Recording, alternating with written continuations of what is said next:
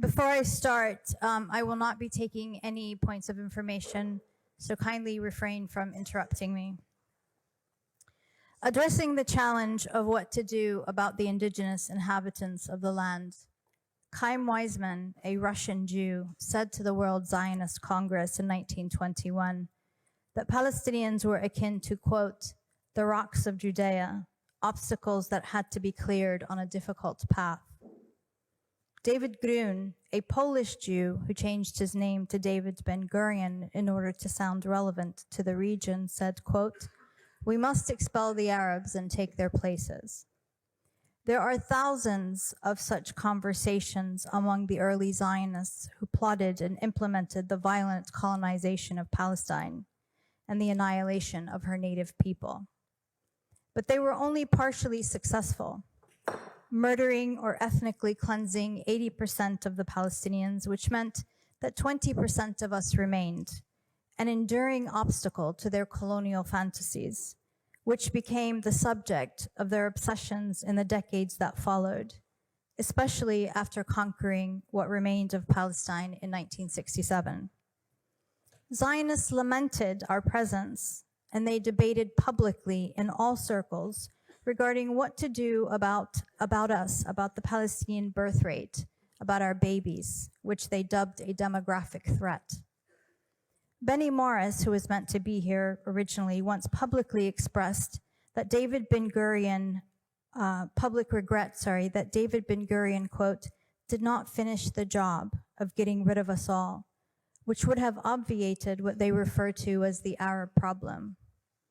Benjamin Netanyahu, a Polish Jew whose real name is Benjamin Mielikowski, bemoaned a missed opportunity during the 1989 Tiananmen Square uprising to expel large swaths of Palestinian population, quote, while the world's attention was focused on China. Some of their articulated solutions to the nuisance of our existence included a, quote, break their bones policy in the 1980s and 90s, which was ordered by Yitzhak Rubitsov, a Ukrainian Jew who changed his name to Yitzhak Rabin for the same reasons.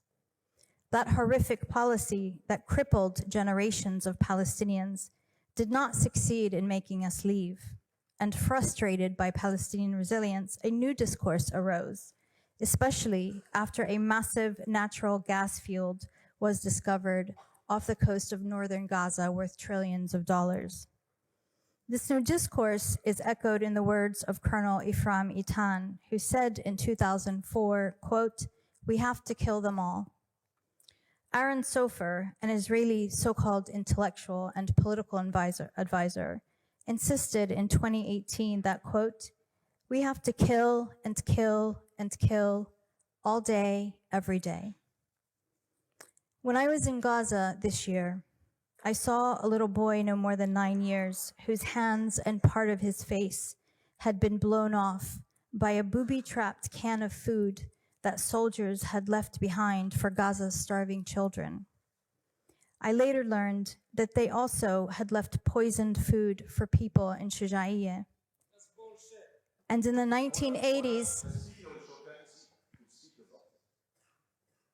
and 90s, Israeli soldiers had left booby-trapped toys in southern Lebanon that exploded when excited children picked them up. The harm they do is diabolical, and yet they expect you to believe that they are the victims. Invoking Europe's Holocaust and screaming anti-Semitism, they expect you to suspend fundamental human reason to believe that the daily sniping of children with so-called kill shots, that the bombing of entire neighborhoods that bury families alive and wipe out whole bloodlines is self-defense. They want you to believe that a man who had not eaten a thing in over 72 hours, who kept fighting even when all he had was one functioning arm, that this man was motivated by some innate savagery and irrational hatred or jealousy of Jews, rather than the indomitable yearning to see his people free in their own homeland. It is clear to me that we are not here to debate whether Israel is an apartheid or genocidal state. This debate is ultimately about the worth of Palestinian lives.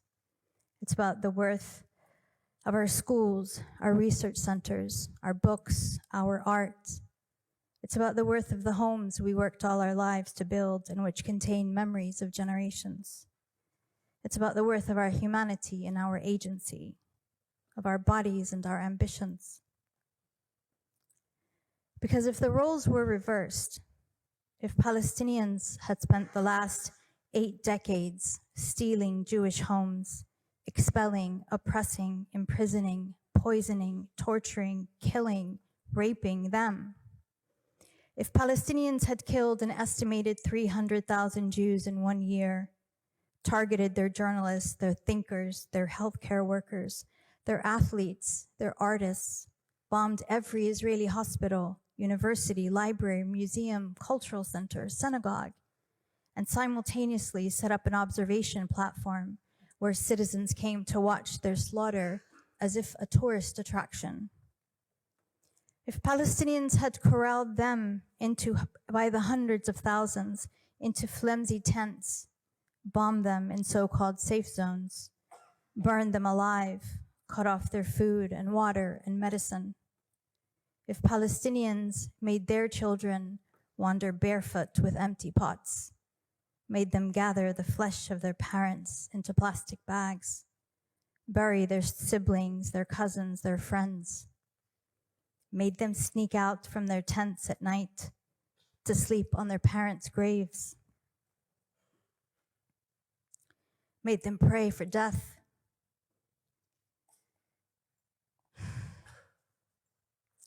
just to join their families and not be alone in this terrible world.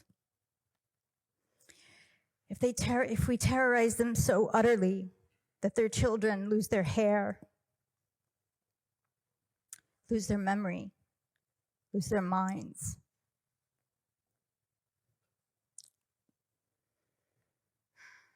and made those as young as 4 and 5 die of heart attacks,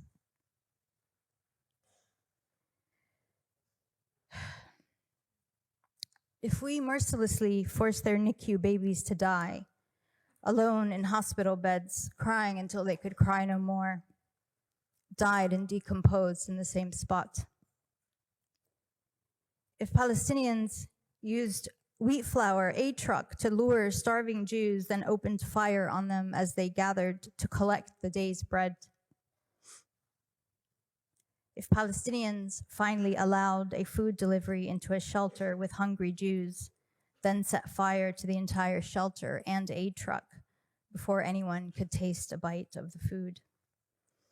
If a Palestinian sniper bragged about blowing out 42 Jewish kneecaps in one day, as one Israeli soldier did in 2019, if a Palestinian admitted to CNN that he ran over hundreds of Jews with his tank, their squished flesh lingering in the tank treads, if Palestinians were systematically raping Jewish doctors, patients, and other captives with hot metal rods, jagged and electrified sticks, and fire extinguishers, sometimes raping them to death, as happened with Dr. Adnan al-Bursh and others.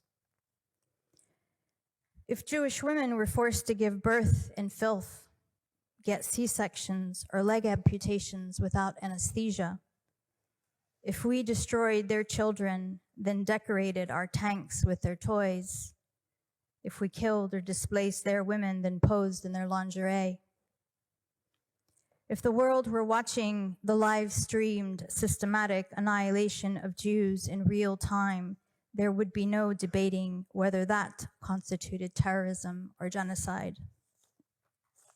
And yet,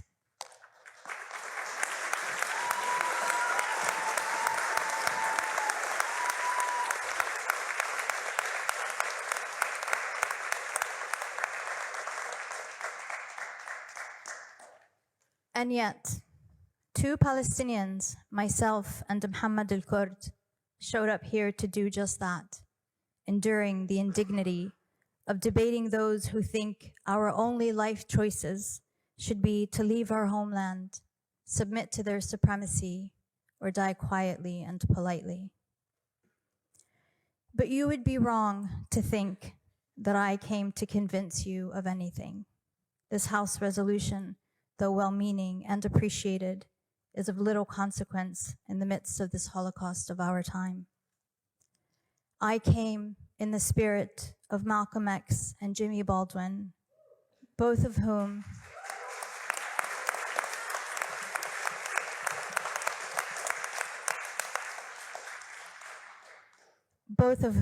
stood here and in Cambridge before I was born, facing finely dressed, well-spoken monsters who harbored the same supremacist ideologies as Zionism, these notions of entitlement and privilege, of being divinely favored or blessed or chosen. I'm here for the sake of history, to speak to generations not yet born, and for the chronicles of this extraordinary time where the carpet bombing of defenseless indigenous societies is legitimized. And I also came to speak directly to Zionists here and everywhere. We let you into our homes when your own countries tried to murder you and everyone else turned you away. We fed you and we clothed you, we gave you shelter, and we shared from the bounty of our land with you. And when the time was ripe, you kicked us out of our homes and homeland. Then you killed and robbed and burned and looted our lives. You carved out our hearts because it is clear that you do not know how to live in the world without dominating others. You have crossed all lines. You have crossed all lines and nurtured the most vile of human impulses. But the world is finally glimpsing the terror we have endured at your hands for so long. And they are seeing the reality of who you are and who you've always been. They watch in utter astonishment the sadism, the glee, the joy, and the pleasure with which you conduct, watch, and cheer the daily details of breaking our bodies, our minds, our future, and our past.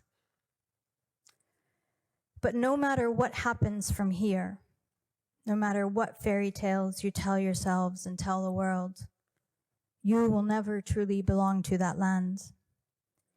You will never understand the sacredness of the olive trees, which you've been cutting down and burning for decades, just interrupt the speaker. The secretary has been generous to both sides of the House. Order, please. Order. You've made your point of order. Order. The secretary has been generous in extending time to both sides of the House. So I will not be hearing this point of order again. Please. Order. Order. Order. Order. Order.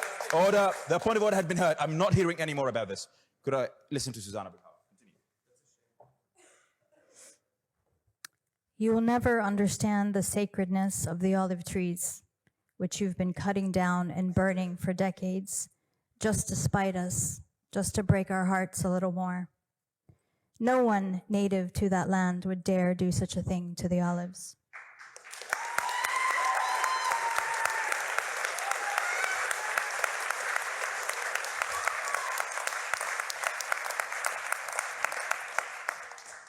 No one who belongs to that region would ever bomb or destroy such ancient heritage as Baalbek or Bittir, or destroy ancient cemeteries as you destroy ours, like the Anglican cemetery in Jerusalem, or the resting place of the ancient Muslim scholars and warriors in Ma'manillah. Those who come from that land do not desecrate the dead. That's why my family, for centuries, were the caretakers of the Jewish cemetery on the Mount of Olives, as labors of faith and care for what we know is part of our ancestry and our story. Your ancestors will always be buried in your actual homelands of Poland, Ukraine, and elsewhere around the world whence you came, and Yemen. The mythos, I don't know how to. Could you please not speak unless the speaker recognizes you? the mythos, it, You're right. I can't hear this. I'm not hearing this point. I'm not hearing this point. If you would like to make point of order, you have to stand and you have to say so. I've heard this point of order and I will not be hearing it again. Because I'm a white Please continue. colonizer. I am a white colonizer. I am. My brown self is the Order, white. order, Yes. order. Suzanne will be heard. Order. Please show as much courtesy to the speaker as she has shown everyone in the opposition. Suzanne.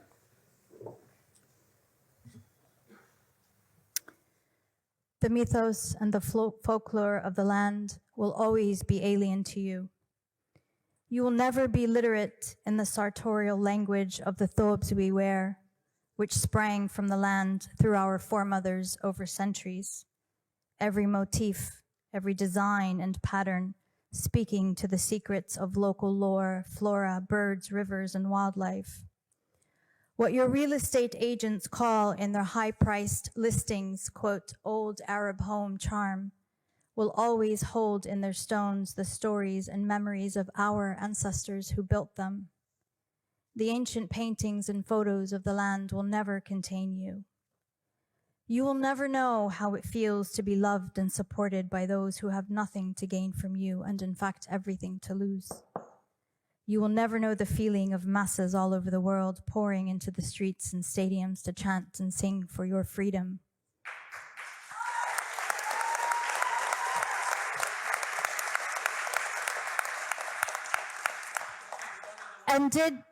And it is not because you are Jewish, as you want everyone to believe, but because you are violent colonizers who think that your Jewishness...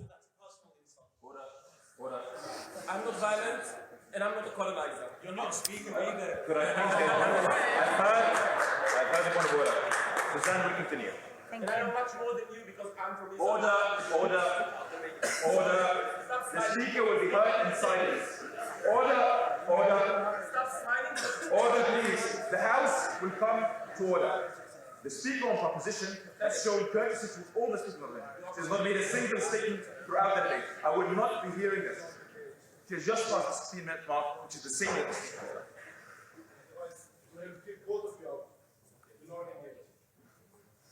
Suzanne.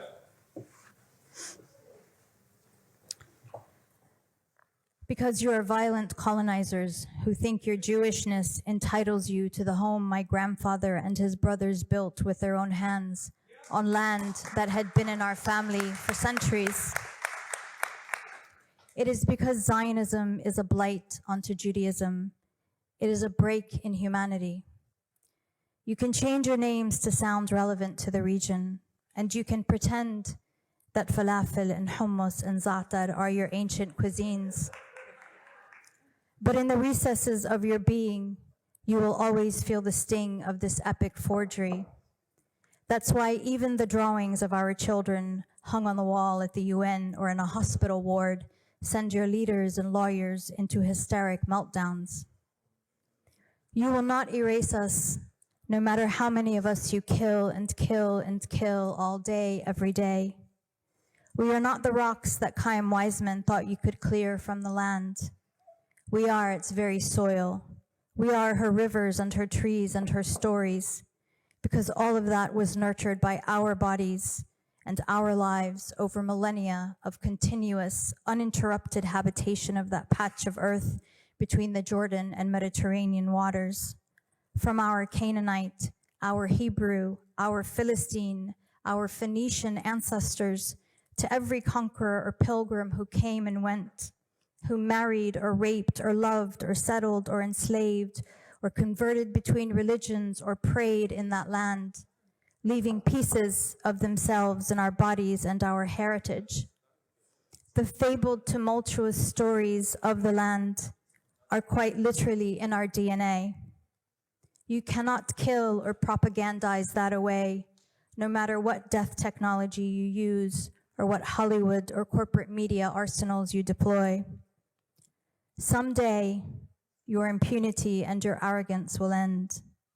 Palestine will be free. She will be restored to her multi-religious, multi-ethnic, pluralistic glory.